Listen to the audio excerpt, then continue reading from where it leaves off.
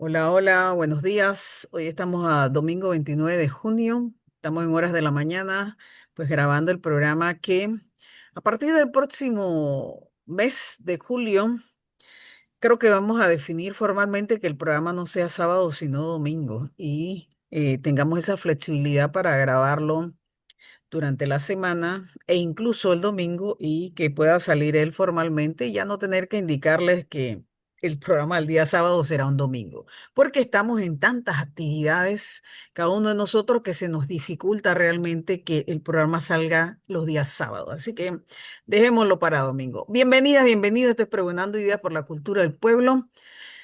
Creando Poder Popular, semana 26, programa 26 del año 2025. Y la verdad que nos convocamos responsablemente, obligatoriamente, los compañeros Alberto Petit Padilla, Jorge Isaías González y mi persona, Rebeca Yanis Orobio. Antonio Méndez no va a poder estar hoy porque estamos frente a horas, estamos a horas del 1 de julio, una fecha que pensábamos no estaba en la ecuación de esta lucha del pueblo panameño, porque no es una lucha de los asegurados y las aseguradas, sino del pueblo panameño, frente a una política de Estado que en este siglo XXI pretende realmente retrotraer las conquistas y los derechos que la clase trabajadora ha ido alcanzando con muchísimas luchas generacionales y que nos plantea un escenario de depauperación de hombre, no solo de la jubilación, sino de incluso los servicios que presta esa institución, que por cierto es una institución por excelencia de la clase trabajadora. Entonces, pero frente a ese tema, que sí que es el tema central, hay otros temas conexos que venimos planteando desde el inicio de este año 2025, que nos plantean a la sociedad panameña una recomposición no solamente de los pensares, de los saberes, sino de los sentires desde nuestras diferencias de nuestros pueblos en Panamá, que nos planteamos un nuevo modelo político inclusivo, un nuevo modelo político que responda a las necesidades de las grandes mayorías y un nuevo modelo político y social que nos plantee una justicia y una equidad que más allá de la retórica se materialice en lo concreto en los grandes temas nacionales que hoy están en las calles en discusión. Lo que hablábamos antes de iniciar la grabación, aquí los compañeros Jorge, Alberto y mi persona, es que confluyen en esta lucha, en este escenario, en Bocas del Toro, en Arimare, en Darién y en todos los territorios de los que vamos a hablar acá, en provincias centrales, eh, distintas situaciones que al final de cuentas tienen como denominador común el hastío por los niveles que ya tocaron fondo de la corrupción que el sistema político clientelar ha instalado en la realidad político-social de nuestro país, desde posinvasión a la fecha, cada quinquenio peor. También está en el escenario la ruptura de ese orden social, ese ordenamiento jurídico que nos habríamos planteado también justamente por esa invasión con esta nueva era democrática de que los poderes del Estado, como dice la Constitución, pudiesen constituirse, como dice la teoría, en poderes con independencia, con autonomía, que la verdad, desde el 90 para acá, todavía sigue siendo una quimera porque el presidencialismo aplasta la posibilidad de que los otros dos órganos del Estado, y ni hablar los subalternos como el Tribunal Electoral, la Contraloría, que parece que ahora más que nunca está subordinada al Ejecutivo, una cosa terrible que habla de la crisis profunda de la estructura democrática nuestra en el 2025, y que sí que nos plantea un escenario de recomposición institucional compleja.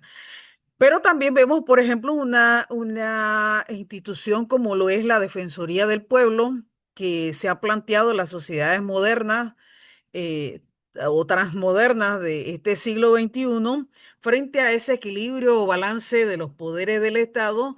Y ya vemos yo no sé cómo denominarla, el accionar, pero totalmente errático, realmente desafortunado, incoherente de esa institución que debería estar para la salvaguarda, hombre, de lo poco que queda frente a este intento, porque es un intento, esperemos que no llegue a más, este intento ya bien identificado de instauración de un gobierno dictatorial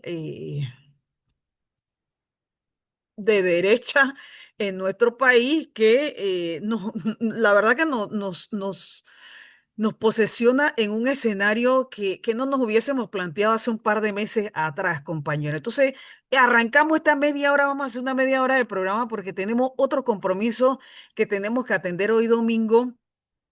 Y mira, no sé si arrancamos contigo, Jorge, para poner en contexto y luego vamos con Alberto, porque Alberto nos interesa saber qué está pasando por allá por provincias centrales.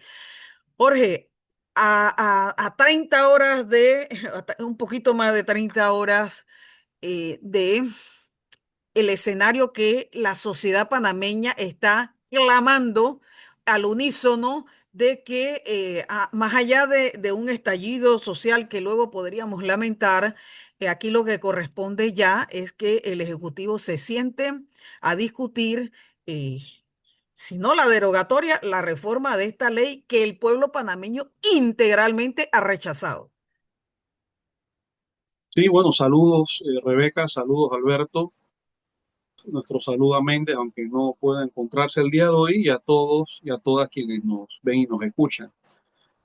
El día de hoy, domingo, es 29, ¿no? Sí, efectivamente se vencen los 10 días de suspensión de las garantías constitucionales por parte del gobierno en función al artículo 55 constitucional. Es una facultad del Ejecutivo que en mi opinión, es una contradicción con la propia evolución del derecho constitucional a nivel universal. Es decir, los derechos humanos no se suspenden. Las Naciones Unidas no pueden decir, bueno, los derechos humanos se suspenden de enero a marzo. Sin embargo, en las constituciones de los estados nacionales han quedado esas, esos legados de pasados autoritarios y dictatoriales en donde el Estado podía, en, en cualquier circunstancia de crisis, suspender las garantías constitucionales. Efectivamente, cuando se trata de una guerra en defensa de la independencia y la soberanía nacional, podemos entender la aplicación de ciertas restricciones. Pero cuando se trata de una protesta social cuyo fin no es político, cuyo fin no plantea la subversión de las instituciones del Estado, definitivamente que entonces estamos hablando de un legado completamente autoritario, un uso autoritario y dictatorial de esta figura que establece el artículo 5.5. Además de lo cual, cabe mencionar que la Convención Americana esa es una opinión particular lo que acabo de decir, me parece que va en contrasentido a la evolución del derecho constitucional y la historia del constitucionalismo occidental, esta figura de suspender las garantías fundamentales. Los derechos humanos, que es la madre, es la matriz de estas garantías y de estas libertades, no se suspenden, son permanentes. Y todas las acciones que se hayan cometido violando estos derechos son completamente judicializables y deben de ser perseguidas y castigadas por el sistema penal de nuestro país. No es una patente para la violación de los derechos humanos. Es parte de la contradicción pues, que hallamos en este punto. Y por otra parte, como decía, la Convención Americana de Derechos Humanos señala que el habeas corpus no se puede suspender.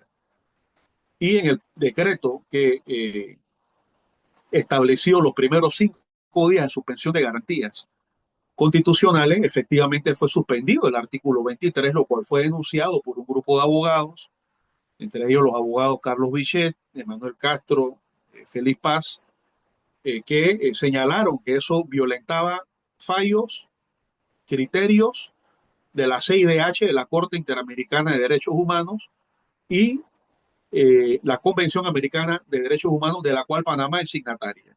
Es decir, fue una violación total del sistema continental de derechos humanos, en consecuencia inconstitucional por inconvencionalidad, desde el punto de vista del derecho al artículo 4 de la Constitución. Contrasta el artículo 55, inclusive está primero, como parte de los principios del Estado panameño, y establece que el Estado panameño acata las normas de derecho internacional público. En la prórroga de la suspensión de garantía, entonces sustraen el artículo 23 de la lista de artículos o de garantías que iban a suspender, lo cual efectivamente constata que lo que decían estos Sí, colegas queda juristas, aprobado. efectivamente tenían la razón. Inclusive el exdiputado Juan Diego salió a decir que el gobierno reconocía que había sido un error. Bueno, estas cosas van a tener consecuencias Van a a tener nivel consecuencias. internacional. Entendemos que estuvo recientemente el relator de los pueblos indígenas de las Naciones Unidas. Entendemos que existe la posibilidad de que se active el sistema universal de derechos humanos, es decir, las Naciones Unidas, sobre el caso de Panamá, en función a violencia contra mujeres y niños, en función a racismo, en función a discriminación contra los pueblos indígenas, en función a supresión de las libertades democráticas, de los derechos de reunión, de expresión, de manifestación, de comunicación, que es lo que ha sucedido en el caso de Bocas del Toro. Y cuando lo hacen allá, lo hacen con todos nosotros también, porque no podemos comunicarnos con ellos ni entrar libremente a la provincia de Bocas del Toro. De tal manera que esto no sucedía, Rebeca, Alberto, desde hace 40 años. Y no es casual que haya sucedido en la época de Noriega y ahora en la época de Molino. Son dos dictaduras. Una, también entendamos que inclusive en la dictadura de Noriega, él no era el presidente de la República. En junio del 87 el presidente era el señor del Valle. O sea, que igual era una dictadura que mantenía en apariencia formas republicanas de gobierno, de la misma manera como está sucediendo ahora. Este señor llega al poder por la vía electoral, se infiltra en la presidencia con los votos y la imagen de otro personaje de la vida política nacional, se enquista en el poder y desde ahí impone entonces un plan que subvierte el espíritu constitucional de todas nuestras instituciones republicanas.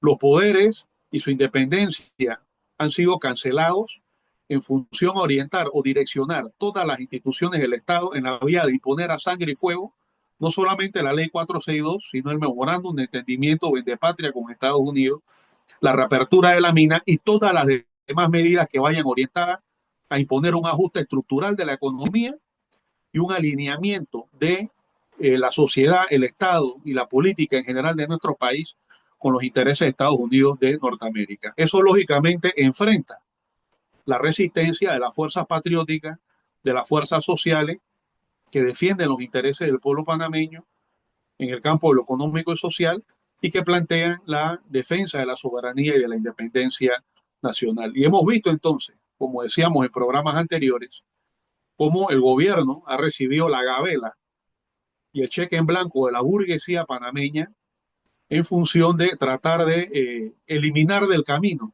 a la resistencia popular para garantizarse 4 años de expoliación infinita contra nuestro pueblo. Y el pueblo panameño ha ofrecido su resistencia, ha logrado mantenerse en pie de lucha. Ya veremos mañana, hoy es domingo 29, cuando se reactiven o se vayan reactivando las comunicaciones digitales con la provincia de Bocas del Toro, y nos empiezan a llegar todos esos videos de la represión, todos los testimonios de lo que sucedió, que en nuestra opinión jurídica y en función a los estudios que tenemos del derecho internacional público, muy bien pudieran calificarse como crímenes de lesa humanidad. Hay Sí, sí, cuatro sí. delitos contra el derecho internacional público. Tenemos el delito de genocidio, que es el paso a seguir. Cuando tú aíslas, estigmatizas y atacas a un segmento específico de la población de un país. Está el delito de agresión, que fue lo que hizo Israel y Estados Unidos contra Irán. O sea, ellos pegaron primero sin que Irán los hubiera atacado. Eso se llama agresión. El tercero son los crímenes de guerra en función a la Convención de Ginebra. Correcto. Y el cuarto son los crímenes de lesa humanidad que están debidamente establecidos en el Estatuto de Roma, en función del cual se crea la Corte Penal Internacional que tiene sede en La Haya en el año de 1988. Ahí se establece que los delitos de lesa humanidad implican el ataque a la población civil con un nivel de sistematicidad, lo cual en mi opinión sí se ha producido en esta ocasión. Y Ujú. si a este expediente añadimos dos expedientes que involucran al mismo personaje que hoy es presidente, hablamos de la ley Chorizo del 2010 y la represión de San Félix en el 2012, ahí se va configurando en consecuencia que hay una tendencia dentro del país por un sector del Estado y de la sociedad Hay un a antecedente, así es. estigmatizar, aislar y atacar a un sector de la población que en este caso son los indígenas y la provincia de Bocas del Toro. Además de Así eso, es. han habido ataques indiscriminados con gases tóxicos a la población civil. Se habla de la muerte de una niña de 1 año y de 8 meses producto de la contaminación y la asfixia con estos gases. Casos de torturas, casos de violación, delitos de carácter sexual. Han habido testimonios en donde se señala que los detenidos han sido presuntamente penetrados en sus partes íntimas con bombas lacrimógenas y otros artefactos. Es decir, todo un arquetipo de violaciones a los derechos humanos que no son aleatorias y que no son súbitas o espontáneas. Responden probablemente a una planificación. O sea, cuando tú suspendes las garantías por 5 días, antes de lo cual hubo 10 días de operación Omega, pasan los 5 días de suspensión de garantía, lo cual suman 15 días en total contando la operación Omega. Y además de eso, y no obstante eso, pides 5 días más. Es decir, 10 días de suspensión de garantía, donde los derechos humanos son cortados en Bocas del Toro. Ahí estamos hablando de una sistematicidad. Eso no es algo al calor de los acontecimientos, como se dice. Tenemos que recordar que el secretario general de Citraibana y su secretario de organización fueron detenidos después de llegar a Panamá y firmar un acuerdo con el gobierno de turno. O sea, todas esas cosas, el uso de helicópteros contra la población civil, la campaña de estigmatización en redes sociales, el discurso presidencial, el discurso del ministro de Seguridad, la utilización de granjas de bots y de call centers, todo eso configura posiblemente un cuadro de represión y ataque sistemático a los derechos de la población civil de Changuinola y del resto de la provincia de Bocas del Toro. De tal manera que esta es la situación que se presenta en la apertura del próximo periodo legislativo, el 1 de julio, en función del cual hay expectativas por parte del movimiento huelguístico. Es fundamental, en nuestra opinión, mantener la unidad, mantener la beligerancia. Sabemos ya el asedio que ahora empiezan a sufrir los docentes por parte de la banca. Ya no están recibiendo sus salarios, han aguantado sol, lluvia, han hecho marcha, han hecho piqueteo, han hecho vigilia, le han hecho detenciones, han aguantado madrugonazo. Han pasado 60 días y ahí están los docentes. Y el presidente de la República, el gran responsable de esta situación, es el que tiene la llave en su mano para solucionar esta crisis por vías pacíficas, si es que cabe decirlo así, después de tantas cosas negativas que han sucedido y tantas violaciones de los derechos humanos, y ahorrarle al país más agitación y más convulsión. Sin embargo, ya hemos visto, como él ha señalado, que pese a lo que diga la Asamblea Nacional, él no va a sancionar ningún proyecto. Bueno, frente a eso Bueno, tenemos que decir que hay claves en materia constitucional que podríamos discutir con más así es, especificidad en otro programa en Así es. función a las opciones que hay ante la posibilidad de que el presidente de la República decida objetar un consenso al que se pueda llegar en la Asamblea Nacional, ya sea en función a la derogatoria o en función a una modificación de la ley así es. 462. Mira, mira, Jorge, qué bueno que hiciste todo este panorama para ir con el compañero Alberto. Hoy son 68 días y el martes serán 70 días.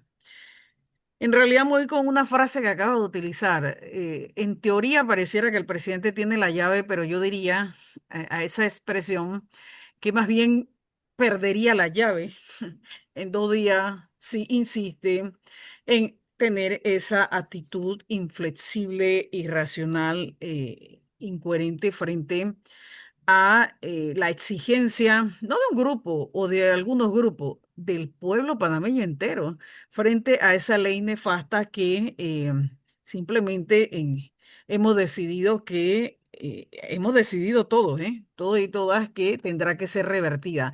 En la forma en que se considere la más óptima el día martes que pueda darse esa reversión de esa nefasta ley. Pero a 70 días, bueno, ya todo está dado y las posturas están claras. Y yo te pregunto, Alberto, en las provincias centrales y un poquito algo que mencionabas tú, Jorge, y yo lo platicaba con unas compañeras más temprano,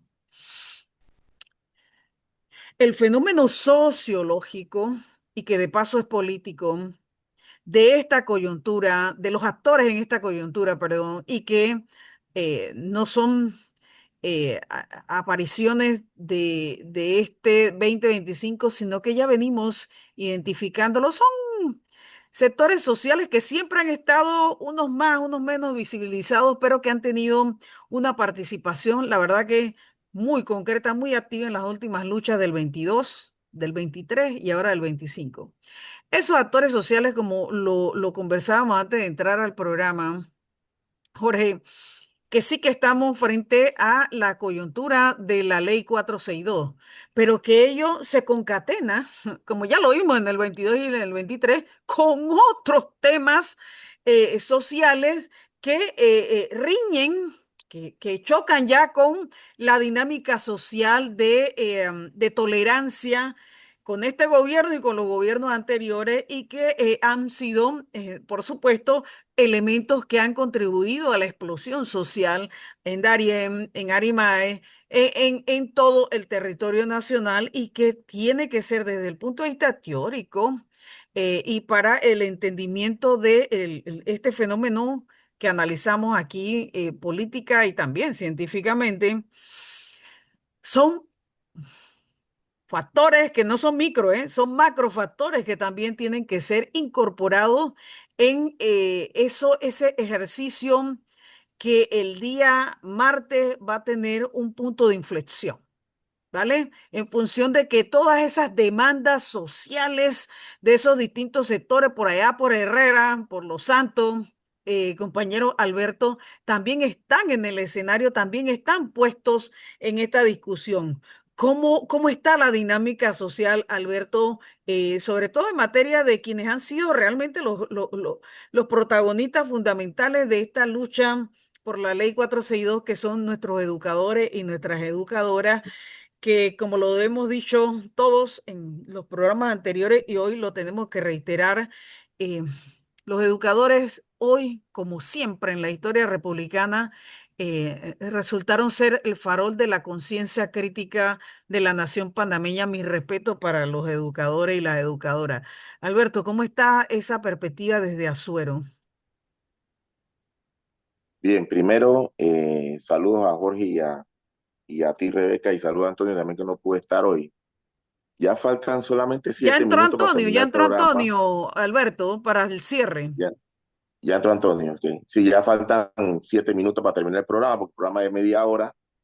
De los 7 minutos solamente voy a hablar dos. andamos sin agua en el Chitré. Hay un problema profundo en el río La Villa y la potabilizadora no sirve. Se decretó un estado de emergencia a través del cual se iba a invertir 10 millones de dólares, no sé en qué. Por ahí dicen algunos que era para comprar agua y repartir en las casas. Aquí ha llegado, bueno, por lo menos a mi casa han llegado por lo menos 3 veces a entregar, creo que son 2 botellas por persona para que puedan tomar durante 15 días. Eso es lo que el conteo que tiene el gobierno, que es lo que las personas toman en 15 días. 2 botellitas de agua, no sé cuántos son así, pequeñas. Eh, Así que hay una situación profunda del tema del agua, aparte del tema de la situación actual de la huelga presente, de la coyuntura presente, y sobre todo en el tema educativo, hay grandes presiones para que los docentes regresen a las aulas de clase. Eh, el famoso decreto 17 ha creado muchas alertas a nivel de los docentes, por lo menos aquí en Azuero, sé que también en Panamá, y he estado viendo mucho a los compañeros de AEB, a SOPROF, en diversas partes, esto manifestándose en función de ese tema, pero yo aprovecho este momento, bueno, ya me falta como un minuto para hablar. Aprovecho este momento para decir que el decreto 17 es un decreto totalmente ilegal. Nunca había visto que un decreto estuviera por encima de una ley orgánica, por ejemplo. En este caso pareciera que sí. Y lo otro es que en ese decreto he escuchado mucho a la ministra de Educación decir que la huelga no es legal, ¿no? Incluso asesores legales en Meduca hablan de que la huelga no es legal. eh, y han tratado de confundir a mucha gente en ese sentido. No obstante, si ustedes leen el decreto 17 del 2025, en su artículo 2, específicamente en el numeral 1, ese artículo 2, ellos hablan de nombramientos transitorios temporales mientras duren las circunstancias, y pasado de una coma hablan de un paro general. Es decir, ellos admiten en efecto que hay una paralización de labores y que hay una huelga que de forma intrínseca le da un aire de legalidad desde la perspectiva del propio decreto. Entonces, yo he venido diciéndole a los docentes acá en Chitré y en todo Azuero, hasta en Los Santos también, que hemos conversado con muchos, que el tema de la huelga, eh, el derecho a la huelga es un derecho constitucional, y ese derecho está por encima de cualquier legislación, de cualquier reglamentación, decreto y demás. Y por lo tanto, no necesita regulación. Eso lo han dicho muchos juristas, muchos analistas jurídicos durante todo este proceso. Entonces, claro, Chitré tiene sus particularidades, creo que todos conocemos eso. Sin embargo, hay un gran número de docentes que se mantienen en la huelga.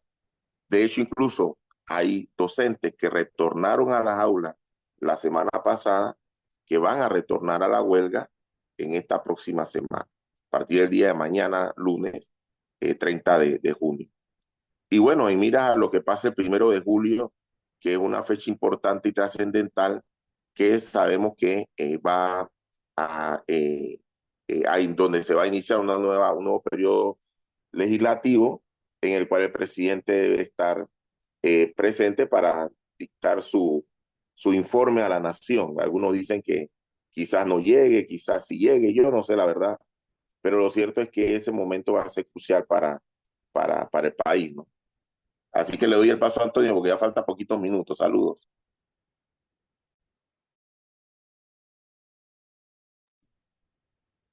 Bueno, saludos. Bueno, yo creo que la situación es una situación delicada. El gobierno esta semana ha hecho su máximo esfuerzo por derrotar al actor, digamos, más poderoso de toda la coyuntura, actor que la ha generado, bueno, junto con los demás, es una crisis económica seria a la CONEP, quien está buscando la negociación con los actores, bueno, eso no es por gusto, solamente el caso de Boca del Toro, el que habló antes extensa y correctamente Jorge.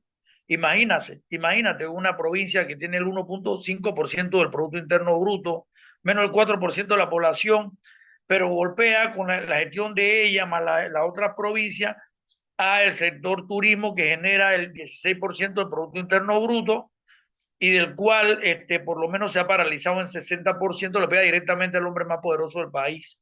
Entonces la CONEP está pidiendo, la situación económica del país es seria, ya no se va a recuperar este año, lo tenían el primer trimestre una expectativa de crecimiento, digo, creció en 5,2%, se esperaba que alcanzara el 5% más allá incluso de...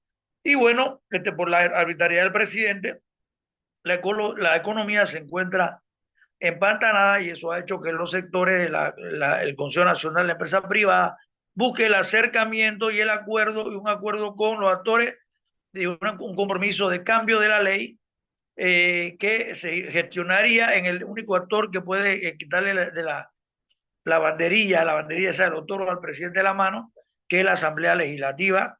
Y bueno, ahí veremos, consigo con ustedes, en que será el primero de julio, en que nos vamos a dar cuenta de lo siguiente. A ver, con respecto a la empresa, el presidente había tratado de cohesionarla. Esa había sido su principal gestión, por eso llegó al poder y ahora ya se le está requebrajando, máxime cuando suena que ha priorizado en las concesiones económicas a grupos de él, dejando aparte a otros empresarios. Entonces ahí parece una fisura en el control, en los acuerdos del presidente con el sector empresarial, ¿no? Aunque está bien consolidado en términos de la mina, con respecto a todo lo demás que ha sido golpeado, pues ya hay un sector que se le viene abriendo, le ha quitado su consenso al presidente, así que tiene la fisura económica. La fisura con la masa, pues ya la tiene, esa es la más importante, ya ha perdido, prácticamente anda con entre el 15% de popularidad, y ya su romance no duró ni el año con la masa, con el tercio de la masa que lo apoyó, se ha disminuido a la mitad el bajo consenso que tuvo en las elecciones anteriores, y entonces ahora está el tema de si él puede tener algún tipo de control con la asamblea, ¿no? Entonces, eso lo vamos a ver todo el martes, ¿no? Si él se ha reconciliado con su partido base, que es RM, que lleva a su candidata, una candidata que solamente por su antecedente debería conseguir que todos los demás se fueran del otro lado, ¿no? Por eso lo vamos a ver. Si el presidente no tiene la conquista de la asamblea, lo veremos de barrancarse muy rápidamente. Entonces aquí todos estamos apostando a que el sector docente mantiene un porcentaje suficiente y necesario de gente en huelga, porque ya la economía está cayendo en picada, para que definitivamente sea una decisión de otros sectores sociales importantes, entiéndase los empresarios, etcétera, y se haga la luz para lo que hemos pretendido. Lo que sí es que la ley no se va a quedar como está así, la ley va a cambiar. Eso cuenta en lo que ahí el presidente no se va a quedar con la ley que él hizo, ¿no? Entonces, ¿cuáles son los términos que puede negociar el Consejo Nacional de Empresas Privadas con los actores sociales en huelga? Eso va a ser lo que todos estamos esperando. Hoy se están conversando los términos de los sectores populares en este momento, en lo que le van a plantear a la empresa privada y de ahí a la asamblea, para ver si con el apoyo también de la CONEP, más ya en la elección anterior el presidente tenía menos 28 votos, si mal no recuerdo, 28 o 23, no recuerdo. Pues se sabe que ya ha perdido otro voto, entonces vamos a ver cómo se configura ese equilibrio. Y si el presidente obtiene el 1 de julio, si es RM o es la asamblea bajo el liderazgo del presidente, que eso sí no lo creo. Por lo tanto, espero que el 1 de julio se habrán consolidado las tres importantes fisuras del gobierno, con la masa, con los empresarios y con la otra estructura política de peso, ¿no? Así es. Así que bueno, eso es lo que Toño, quiero. para Yo ampliar creo que en este algunos, punto para ampliar debe, algunos elementos, les tengo que compartir que en este momento que inició el Congreso General CUNA hoy domingo, lo primero que han aprobado por mayoría es la suspensión temporal, y dicen indefinida, de las clases que por cierto estaban suspendidas, pero bueno, ahora formalmente hasta tanto el gobierno de turno no se siente a negociar esa ley 462. Y dice además que se cierran todas las oficinas públicas en la comarca de Cuna Yala. Miren, yo lo que creo y lo que hablábamos al principio, Jorge, que por ahí quiero que venga tu siguiente intervención, es hacia qué nos abocamos en este momento a 68 días, 70 días de esta, que no es cualquiera coyuntura, ¿eh? Como lo venimos platicando hace varias semanas. Es una coyuntura que deja en evidencia, la verdad que el grave fraccionamiento que entre los distintos sectores sociales, ya lo veníamos platicando nosotros en cada uno de nuestros espacios, eh, y desde las distintas disciplinas de las ciencias sociales. Y que en esta coyuntura ha quedado evidenciado que las, las graves distorsiones que algunos sectores de la política nacional, que en este caso este gobierno repiten de un gobierno anterior, aquel gobierno de Ricardo Martinelli, tienen realmente una intencionalidad de romper con el orden institucional, con el ordenamiento jurídico. Imagínense que acaba de decir el Ministerio de Seguridad, que extiende hasta el mediodía de mañana. ¿A razón de qué? ¿Bajo qué fundamento legal? Ningún fundamento, como tú lo señalaste, Jorge, hasta el mediodía de mañana el tema de las garantías constitucionales, la suspensión de las garantías constitucionales en Bueno, boca si del eso, mira, todo. si eso es así, eso es grave, Eso es gravísimo. porque eso es gravísimo. El presidente de la República debe de ser investigado, judicializado y sancionado penalmente y separado del cargo, mientras tanto, por parte de la Asamblea Nacional. Todo eso está en la Constitución política Sí, de muy nuestra grave. República. A eso hay que añadir lo siguiente, ¿no? Complementando lo que decía Méndez, a veces hay perspectivas, hay tendencia en el desarrollo o a partir del desarrollo de los acontecimientos y no sabemos, por ejemplo, lo que suceda mañana, no solamente en la capital y el día martes, sino en otras partes del país. Cómo eso influye entonces en la coyuntura Claro. y en relación política y el estado de opinión de los sectores de la sociedad panameña. Lo que se empieza a descubrir cuando salga toda El agotamiento la cuando salga toda la oleada represiva. Estamos hablando de de esos 10 días. 10 días y 10 noches de represión, donde tuvo que haber pasado de todo. Quienes conocemos la historia de América Latina, la de América Central, sabemos que ahí se aplicó una campaña de experimentación represiva contra el pueblo. Eh, se habla de desaparecidos, hay detenidos a los cuales se le ha aplicado tortura, se les irrespetó su derecho humano, se incumplió el protocolo de detención, han habido abuso de poder, abuso de autoridad evidente. Es decir, hay todo un cóctel de presuntos delitos y faltas cometidas que pueden hacer que no solamente se active el sistema penal judicial panameño, sino que también a nivel A nivel internacional internacional. El Estado panameño sea llevado ante el sistema americano de derechos humanos y determinados responsables de la represión, desde el presidente, el ministro de Seguridad para abajo, a la Corte Internacional de la Haya, en donde se responsabiliza es a los individuos, Así más que a las es. instituciones y a los estados, ¿no? Mira, Otra cosa es la Corte. paréntesis, Jorge, porque es importante acotar esto.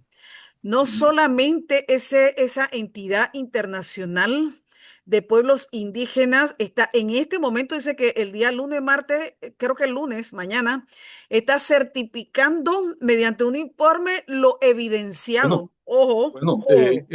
o sea, toda acción que se haya sustentado en el uso de la fuerza de manera ilegítima y a través de una violación masiva de derechos humanos es algo que tiene que ser tomado en cuenta a la hora de una negociación y de un diálogo entre los sectores sociales y representantes de los partidos políticos que han tenido responsabilidad en esta crisis. Sí, señor. No he Sí, visto señor. una mesa de unidad de los partidos políticos, ni de la juventud de partidos políticos, ni del foro de mujeres de partidos políticos, ni nada de eso, haciendo un llamado a detener la represión y No lo han haciéndole un hecho. llamado al gobierno nacional, porque le han dado gabela al gobierno para allanar el camino de resistencia social y permitir a la burguesía, porque es un tema de clase también, de explotar a este pueblo de manera y misericordia por los 4 años que le quedan en el poder a este individuo del Palacio de las Garzas que se presentó como el campeón de la clase dominante contra el pueblo. Entonces le están dando una oportunidad a ver si el hombre logra hacer lo que ninguno de sus gobiernos pudo hacer por distintos factores y ya estamos viendo, como decía Méndez, que no le ha sido fácil. Y Ujú. mañana, entonces ahora hay que lo corren mediodía, lo cual es completamente inconstitucional. Cualquier prolongación a partir de Wow, hoy qué tiene que fuerte. ser producto de la Asamblea Nacional. Así es. El No, Ejecutivo ya, tiene ya 10 días evidentemente para este poder gobierno ha suspender roto con todo el las ordenamiento garantías. jurídico. Si son más de 10 garantías, es decir, le han dado un golpe de Estado a la Constitución política de la República de Panamá. Eso lo convierte en presuntos y potenciales criminales Tal contra cual, la tal cual. Constitución. La Cabe seguridad añadir lo interna. siguiente también, hay que ver cómo todo esto influye en toda la agitación que hay en el oeste del país, cómo influye y en las zonas indígenas, cómo influye en la capital. Aquí también hay que tomar en cuenta un análisis que han hecho algunos intelectuales y que tiene que ser parte de la lectura del movimiento social panameño. Ojo, el doctor Juan Carlos Más, en la línea de Enoch Adame también, han planteado que aquí hay una colisión entre el Panamá profundo y el Panamá de tránsito. Así El nivel de es. radicalización que hemos visto en el Después llamado del interior puente. de la República, lo cual Mm. me parece que es una frase completamente desfasada. El país somos todos. En las provincias hemos visto un nivel en las comarcas, un nivel que expresa otras cosas acumuladas, que Lo expresa un venimos cansancio, diciendo, un lo venimos hastío, diciendo. con un modelo que no corresponde ya al crecimiento del país, ya a los diferentes sectores de la población, Modelo que excluyente. no, que no tienen una condición metropolitana como la que existe aquí en la ciudad capital, y eso se refleja hasta en sus formas de lucha y se refleja también en el nivel de represión, porque en el campo, en la zona de difícil acceso, no hay organismos de derechos humanos, no hay señales han tenido que darse completas aberraciones contra los derechos humanos. Entonces es importante también que el Sí. movimiento social que se reúne en la capital haga la lectura de que hay una contradicción estructural profunda que también se expresa en esta Pero que ha coyuntura, hecho crisis ahora, Jorge. por supuesto, y que puede empeorarse, se puede empeorar más adelante. Si en este Lo país, vimos en el 23 y ahora se ha profundizado. bueno, si en este país, y eso se viene dando desde el 2010, si en este país no hay un Cierto. proyecto de Estado nacional que Integral. integral, que incluya desde una visión dialéctica, multilateral, multinacional, pluricultural, a los diferentes sectores de la vía nacional. Ojo, el país corre grave riesgo de una balcanización y atomización. Si las decisiones que se imponen desde la capital al resto del país no somos los metropolitanos lo suficientemente capaces de desarrollar la fuerza para luchar contra esas imposiciones, el resto del país lo va a hacer Correcto. y no le podemos pedir que Correcto. no lo haga y van No, a tomar no. entonces su decisión. Entonces, tenemos que hacer esa lectura porque es importante para salvar la unidad nacional y eso vota en el cálculo de los imperialistas, a los que solamente le interesa la zona de tránsito. A ellos no les interesa el resto del país, lo que les interesa es el canal de Panamá. Entonces, dicho eso, y con esto cierro lo que voy a decir, hay claves en el articulado constitucional frente a lo que puede suceder. Si la Asamblea Nacional, que va a coger tiempo, aprueba en primer, segundo y tercer debate un proyecto, el presidente tiene hasta 30 días para poder sancionarlo y promulgarlo. Si pasado ese periodo de 30 días hay un silencio presidencial, entonces la ley será Por efectivamente insistencia. sancionada y promulgada. En ese lapso de 30 días, con lo cual puede jugar el presidente de la República, una vez la Asamblea lo apruebe en 3 debates, lo cual también toma su tiempo, el presidente lo puede devolver a la Asamblea a partir de las llamadas objeciones. Si es Ujú. una objeción a todo el proyecto, baja a tercer debate. Si es una objeción parcial a lo que discuta y saque la Asamblea Nacional producto de un diálogo, pensemos, baja entonces a segundo debate. Pero en este caso, para que efectivamente pueda ser ley de la República, tiene que ser aprobado con los 2 tercios. Eso establece la Constitución. No es cualquier mayoría frente a una objeción presidencial la que va a lograr, desde el punto de vista de la legalidad, garantizar un diálogo entre distintas fuerzas. Entonces, aquí es importante la unidad. Aquí es importante la capacidad también, no solamente de hacer un diálogo dentro de la fuerza del movimiento social, entre diferentes tendencias que pueden surgir en función a la derogatoria hasta la última consecuencia o la modificación, sino que también hay que saber desarrollar un diálogo entre el movimiento social en su conjunto y otras fuerzas del país, otros sectores del país interesados en estabilizar esta situación en la medida en que sus intereses se ven afectados, en la medida en que la imagen internacional del país está hondamente afectada por esta Muy afectada. situación. Se ha derrumbado la imagen esa del país tutti frutti, paradisíaco, pseudo Dubái de las Américas. La imagen es la de un país en donde un pueblo está sufriendo las consecuencias de la imposición de la dictadura y que el pueblo está efectivamente resistiendo. Eso también espanta a los inversionistas, a un pueblo movilizado, consciente de sus derechos y defendiendo su baño. Sí, Eso sí, también y mira que definitivamente. en todos los países las noticias dicen lo que no se dice aquí, por cierto, pero señalan con claridad la situación política del país Entonces, y lo advierten como una situación crítica, ojo.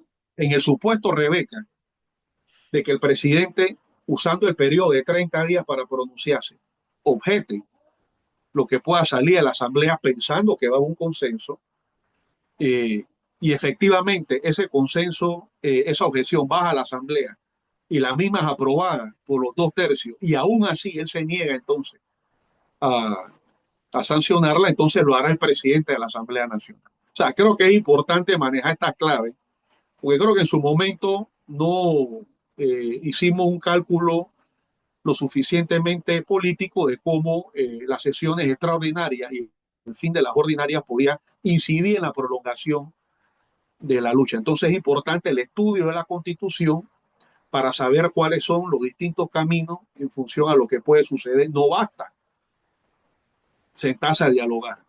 Hay claves constitucionales y hay Sí, artículos señor. que pueden ser usados legalmente en contra de ese Pero propio espera, Jorge, consenso si Jorge, no espera. logramos. Antes de, es muy importante antes de que terminemos el programa y que le demos la oportunidad a Antonio para que termine, para que haga el cierre del programa. Lo que tú señalaste al principio, indistintamente, Jorge, del escenario de diálogo frente a lo que se está exigiendo de la ley 462, indistintamente de ello, aquí las acciones del gobierno tienen consecuencias, tendrán consecuencias. Bueno, yo Ah, quiero no, decirte Rebeca, que el diálogo no es con el gobierno, es con la empresa privada para juntos caminar hacia la asamblea, ¿no? claro. El gobierno no ha aceptado ningún tipo de diálogo. Además, que tampoco el diálogo con la CONEP comienza siendo básicamente la ley, pero los sectores nuestros van a plantear, espera. Tenemos que plantear el tema de los presos políticos, del estilo de gobierno, de este gobierno, o sea, el tema de la democracia que ya se ha visto, como ya hemos dicho aquí, más que requebrajada, ¿no? El tema de si volvemos de la huelga, de las condiciones de regreso a la huelga, o sea, al gobierno se le va a abrir todo un panorama de expectativas, de temas que tiene que Méndez, resolver. yo creo que ahí, Méndez, hay que recuperar un tema que podemos vincular al problema de la democracia como un ítem con estos sectores. Y es que en su momento, antes de esta coyuntura, o cuando explotó en su momento más álgido, provocó mucho disgusto y desencanto y oposición, por lo menos en la opinión, Ujú. que los jueces de paz pasaran a formar parte del Ministerio de Seguridad. Eso es importante, Sí, no sí. permitirle ese, que el gobierno se Ese es un agencie, y factor que está, Así es, así es, así menos es, en el así es. sentido de un gobierno que comenzó reprimiendo dirigentes populares y ya tiene una provincia cerrada más allá de lo que la ley le permite. Entonces, esas cosas no pueden seguir continuando. O sea, tenemos que detenernos aquí y decir, espérate, espérate, tú hasta aquí puedes llegar en el abuso de tu mandato, el ejecutivo, ¿no? Claro. abuso que implica violaciones, vaya, a todos los niveles, como bien lo Bueno, planteó. pero eso hay que Y es ganarlo. Yo creo que al y es presidente no le importante, interesa mucho. es importante tomar en cuenta los artículos de la Constitución porque hay una autonomía, hay una franja entre la política y la economía. Y Ujú. ellos pueden usar esa delgada distancia o delgada línea que hay en esas dos dimensiones del problema social y político de este país para tratar de llevar el desgaste como un último intento, y es que el presidente tiene un plazo para poder responder a cualquier consenso que salga en la Asamblea Nacional de 30 días. O sea, eso es importante porque creo que hay quienes piensan que el 1 de julio ya No, no, todo se ojalá, pero no soluciona, es así. No, no, no. un acuerdo de principio, etcétera, y Claro. no pueden usar todo este andamiaje de artículos y de aspectos técnicos, legislativos y constitucionales para tratar de derrotar la lucha a partir de un aparato administrativo y constitucional. Entonces, ahí es importante definitivamente lo que decía Méndez, el diálogo con sectores económicos antagónicos y el diálogo dentro del movimiento popular y la fuerza. Definitivamente eso es fundamental y hacer acopio de todas las violaciones a los derechos humanos. Yo creo que también hay que meter a la Policía Nacional. Sí, No, es claro. probar, no podemos nada más hablar A del todo lo gobierno que y se no han dar extralimitado a lo que la así Constitución le mismo es. prevé, hermano, incluyendo Eso, el eso también, Contralor de la República. eso también juega un papel en la coyuntura. No podemos responder a esta situación haciendo lo que hace el Estado con Bocas del Toro, una provincia alejada. Tenemos que conectar con esa situación y expresar ese sentir del país para que no se Una produzca un provincia quiebre, olvidada. para que no se produzca un quiebre entre la capital y el resto del país. Eso es Claro, fundamental. claro. Sí. Toño, tu palabra final, la verdad que es importante, Toño, esto que estaba planteando y que ahora Jorge ha reforzado, y tiene que ver con que los los acuerdos que vayan a surgir mañana, pasado mañana, no pueden estar divorciados, gente, primero, toda la prerrogativa de quienes están en la lucha, no solamente los docentes, los que han Nosotros, sido nosotros no vamos judicializados, a los retirar que del están escenario presos. social con compañeros detenidos, Exacto, con actores sociales pisoteados, que le ha pasado la rueda encima. Nosotros tenemos que recuperar el vigor y la presencia en el espacio del movimiento social de los otros actores que han recibido los abusos y le han tocado recibir los golpes del gobierno, incluida la Universidad de Panamá, ¿por qué no? La Universidad de Panamá, el Exactamente. sur, todo lo más, tenemos que aprovechar, aquí no vamos a volver a la vida pública, a la como que normalidad, nada hubiera con pasado. actores sociales disminuidos para que el presidente venga y vuelva con el método del abuso, vaya avanzando sobre la mina, permita que los gringos Así es. permanezcan ya. Nada de eso puede ser. Nosotros Correcto. tenemos que reconstituir las fuerzas sociales que además se van a ganar que él tenga que reformar esa ley para empezar, ¿no? Claro. Muy bien. Ujú. Sí, la verdad que vienen horas, compañeros, horas importantes para esta lucha que, como lo venimos diciendo a los pueblos originarios, la verdad que el espaldarazo que le han dado distintos movimientos de pueblos originarios de la América Latina y más allá a la CONAPIT en Panamá ha sido importante No, y ha sí, ha sido sido un actor estratégico, se ha convertido brutal, en claro que sí, porque han total, servido total, Yo total. tuve otra reunión de dirigentes indígenas, no en Penonomé, pero no. Cuando me iban a dar la noticia, entró otra cosa ahí y se me perdió, pero hubo otra reunión, menos que ustedes habrán comentado, no sé si lo saben los resultados de ellos ayer ahí en La Penonomé. verdad, desconozco, sí sabía de la reunión, sí sabía, de las dos reuniones. Ya lo averiguaremos, ya lo averiguaremos. No, no, no, estamos al pendiente de eso. Pero lo cierto es que esa resonancia desde los pueblos originarios de la América Latina ha sido importante para el fortalecimiento de la lucha hasta hoy y así será hasta el día primero que lo tenemos como un punto de inflexión en esta coyuntura. Pero también el apoyo que le han dado el movimiento sindical internacional al sindicalismo panameño, hay que decirlo, y a todos los movimientos sociales que lo que sí tenemos que dejar claro antes de retirarnos, Jorge y Antonio, bueno, Alberto que se tenía que retirar porque tenía otro compromiso, es que esta lucha, a diferencia de lo que el gobierno y los detractores del movimiento social popular panameño creen que nos han debilitado con los carcelazos y todas las situaciones con los compañeros del Suntra, los originarios que están detenidos, con los maestros y profesores que están judicializados y que han detenido. Al contrario, han Y, fortalecido el y movimiento estudiantes, social. y recuerda, Rebeca, estudiantes imputados y allanados también. Estudiantes también, que los han ido a buscar a sus casas con órdenes de chimbas y de todo. La verdad que, muy por el contrario, creo que del otro lado, como bien lo dijo Antonio, los empresarios que forman parte de este gobierno chimbo que tenemos, lo tienen muy claro. Después del 1 de julio, nosotros quedamos más fortalecidos y más unificados que nunca.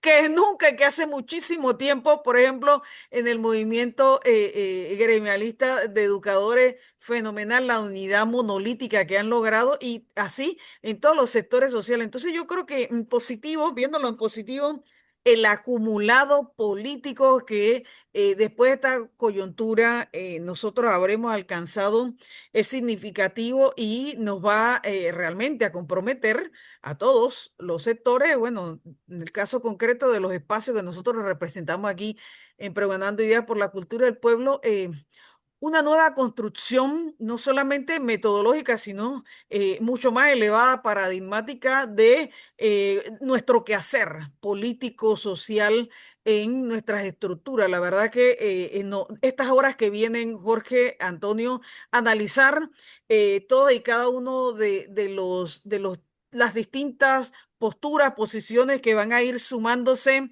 en las próximas 30 horas de cara a ese 1 de julio que nos va a llevar en una unidad realmente histórica a todo el Así movimiento es, social, al poder popular de Panamá. así es. Toño, no sé si quieres despedirte o nos vamos porque tengo yo también otro compromiso. Bueno, sí, estemos todos pendientes de la coyuntura, este tipo de coyuntura y bueno, la lucha de clases siempre está abierta, con sus ires y venires y la necesidad de mantenerse atento a ella para actuar con pertinencia y poder conseguir que los sectores sociales consigan para sí, a través de la legislación, de su actividad política, etcétera, mayores beneficios para el pueblo panameño, porque yo creo que está bien claro en la historia que de la élite no podemos esperar eso. Y yo creo que la esencia de esta pelea en este momento es evitar, ¿no?, que una institución tan vital para la sociedad panameña, como es la Caja de Seguro Social, y para la élite también, porque la ayudan a mantener el control social, ¿no?, tratar de impedir que la élite se salga con la suya y retenga y que incremente o sea, su apropiación, ¿no?, de los bienes de esa institución en contra de nosotros. Ellos están tratando de, bueno, ya tú sabes, como siempre, acumular más y a costa nuestra, que trabajemos más, ¿no?, para que ellos sean los que tengan el derecho a administrar el producto de nuestro trabajo. Yo creo que en esto ya tenemos mucha claridad. Lo digo solamente para recordarnos cuál es la tarea, cuál es la misión que nos honra. Y bueno, pues saludos a todos los que nos escuchan y nos oyen cuando quieren escuchar planteamientos interesantes. Saludos. No, yo la verdad que me quedo con esa de Antonio, no sé tú, Jorge. No, igual, y bueno, mantenernos, ¿no?, atentos a los acontecimientos y participar. ciudadanamente de todas las convocatorias que se hagan en rechazo a la 462, propugnando un sistema solidario de jubilaciones y pensiones. No olvidar el memorándum de entendimiento Vendepatria que está en la lista de tareas estratégicas de las fuerzas sociales y patrióticas de este país, y mantenernos avispas frente al Moscas, tema de como la decimos, mina. mosca. Y yo coincido con Méndez en la defensa de la Universidad de Panamá. El problema de la universidad no es cuántas galletas se venden, Sí. no son los negocios de autogestión, se pueden regular unas cosas. El problema de la universidad es el plan de ajuste del Estado, reducir los gastos en educación superior y los terrenos. Ahí está el tema. Ahora, El tema y como bien lo no es señalas tú, Jorge, sí, no es un asunto de Panamá, eso del ajuste estructural lo vienen haciendo en otros países, intentando hacer en otros eso que países de la región como Argentina. eso que dijo la Contraloría de que hay un ahorro de 100 millones con haberle pegado a la Oh, Asamblea, lo quieren hacer también con la Universidad de Panamá, claro. sabiendo lo que eso significa. Y creo que tuvieron que No, además replantear el porque tema la de las derecha, pero papeterías porque Jorge, pero hay que también ubicarlo. Esta derecha, que es neofascista, igual que otras derechas, siempre entienden que la educación superior pública es una amenaza. y a la universidad la quieren mover ahí, porque no solamente Además, cuesta miles de millones de dólares ese terreno para construir rascacielos y hacer malls y ellos ciudades tienen como 70 como años Costa del soñando con Este, eso. De sino los por 90 razones de años de la seguridad. universidad, tienen 70 Bueno, soñando con eso. por razones de seguridad nacional, de Estado, desde el punto de vista militar, desde el punto de vista político, desde el punto de vista del control, quieren diluir la Universidad Nacional, que un proyecto de esa magnitud que cuesta miles de millones de dólares entra en contradicción con las necesidades del resto del país y eso provoca un proceso de balcanización de la institución llamada Universidad de Panamá. Ese es un plan que hay. Olvidemos de que cuántos primos hay, que el tío, que la tía, esas No, son cosas que hay hombre. que ver tal vez, pero el problema de fondo es la privatización de la Universidad de Panamá y el intento que hay por parte de sectores de poder de Apropiarse de trasladar a su la terreno. Universidad de Panamá de su campus central y hacer un negocio de bienes y raíces con esa hectárea. Ese es el verdadero fondo de lo que está pasando ahí. En el caso de la universidad. No, y en Hay que el caso empezar a de, decirlo ya. Si mira, y otros no como lo bien dicen, lo, lo tenemos que decir. hay que decirlo, pero en el Exacto. caso de lo que dijo Antonio, y nos vamos con esta, la verdad que el riesgo, porque fue arriesgada las movidas de este gobierno con atender el tema de la reforma a la ley de la Caja de Seguro Social en su primer año, un riesgo que ellos sabían que tendría alta consecuencia y no midieron en absoluto al adversario. Entonces, bueno, en unos días vamos a ver las consecuencias de esa decisión que tomaron esos sectores que representa el presidente Mulino y que no saben, no conocen la realidad política, sociológica de Panamá desde sus diversidades y desde sus plurinaciones, no conocen la historia de este país. La verdad que, bueno, la ignorancia también lleva a muchos a Eso es lo que cometer está errores, saliendo. ¿no? Es la contradicción entre los dos países en uno, definitivamente, o hasta más países en uno. El Más país países, claro indígena, que sí. Bueno, pero no, el no, país afrontillano, el país campesino hispánico. bueno, no No midieron todo eso es, y ahora, no todo es ahora la capital, estamos donde definitivamente. estamos. Arimae, Es que ellos ni sabían dónde. esa visión transitista es lo que realmente está en estos momentos en el escenario y tenemos integralmente como sociedad de una vez por todas sentarnos a hacer esa revisión. ¿Cuál es el Panamá que queremos? Y no el de ellos, el de todos y de todas. Correcto. Así que nos vemos y nos escuchamos la próxima Listo. semana. Esto fue Pregonando Ideas por la Cultura del Pueblo, creando poder popular. Nos vemos. Chao, chao. Chao. Saludos a todos y a todas. Igual.